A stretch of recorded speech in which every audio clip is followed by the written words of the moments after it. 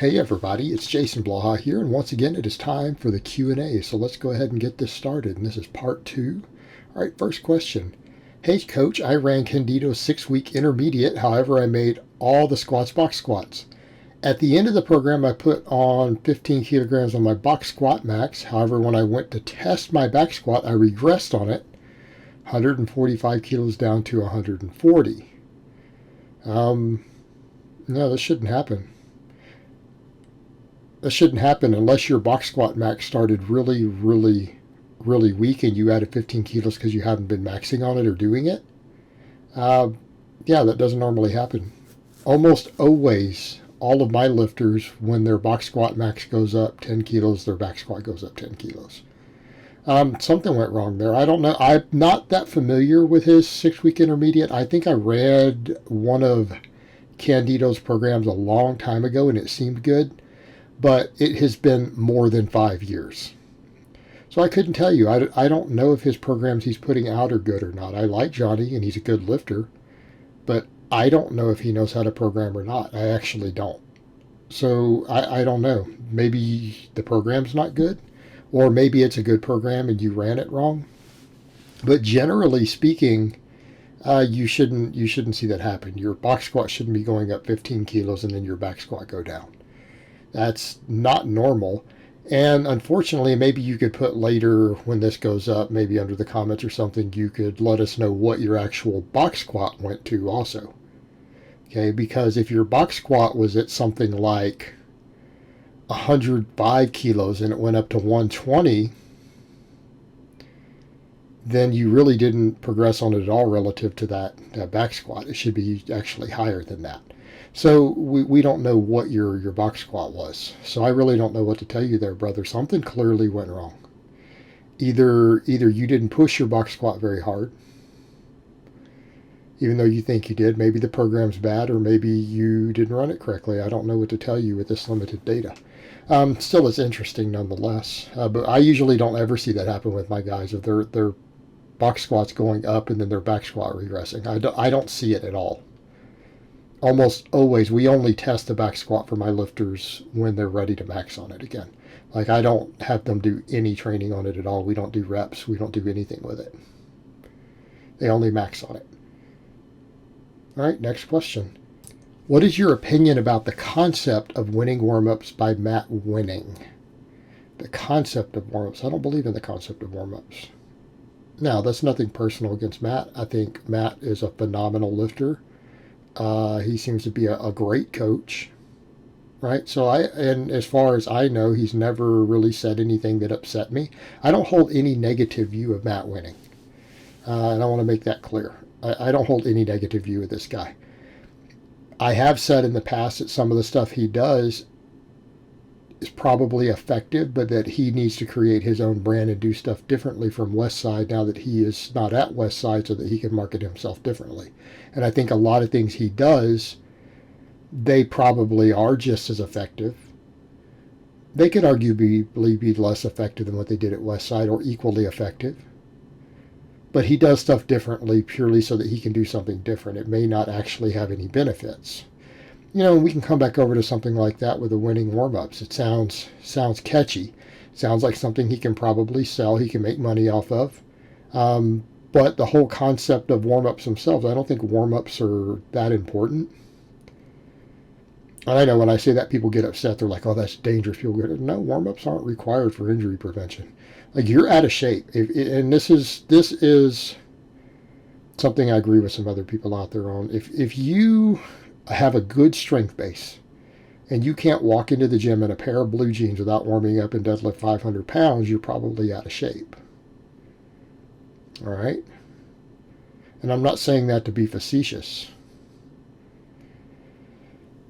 I just don't believe that warm-ups help with injury prevention in the weight room. I think you ramp up. Ramping up improves performance and it gets you in your groove. I think we should ramp up. But as far as actually warming stuff up, I think it's very overrated.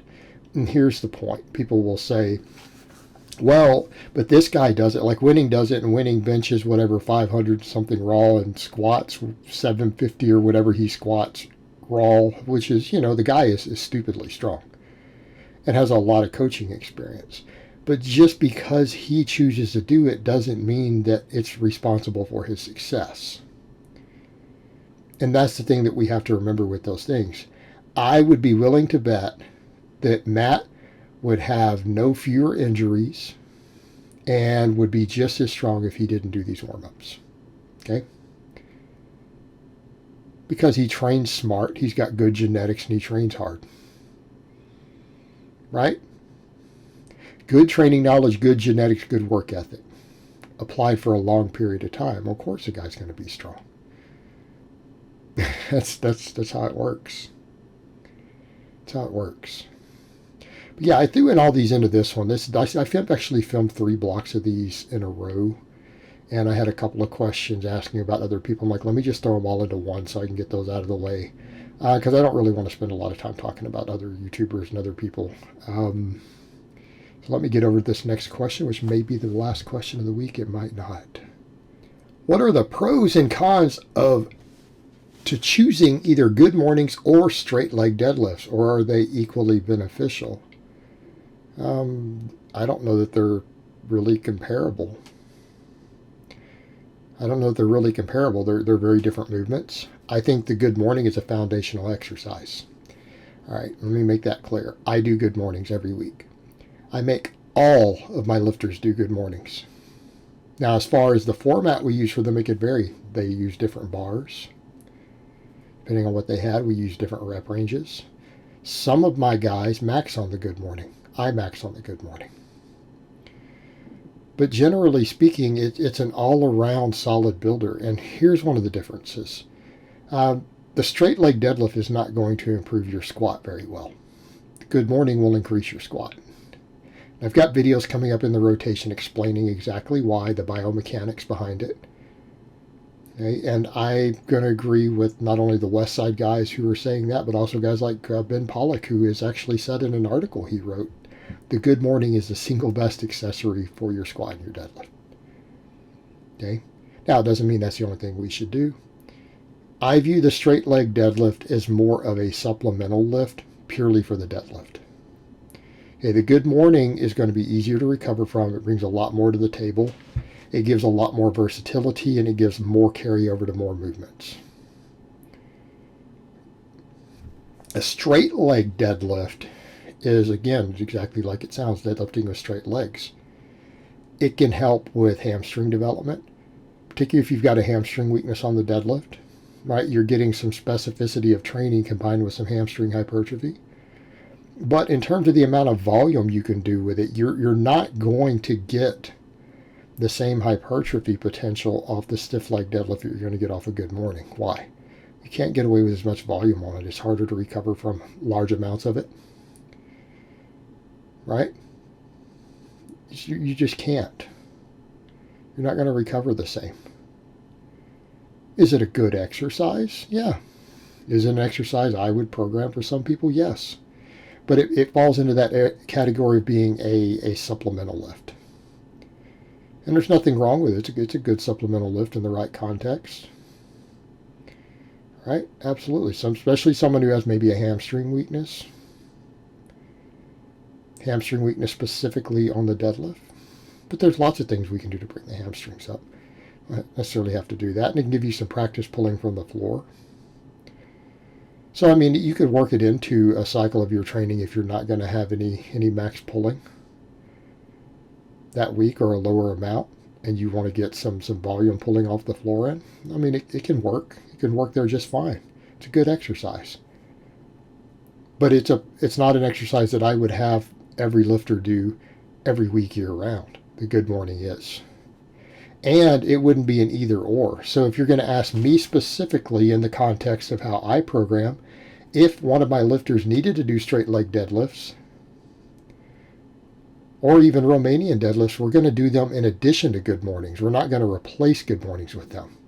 Does that make sense? Good morning is a staple exercise. Most of my lifters do good mornings twice a week.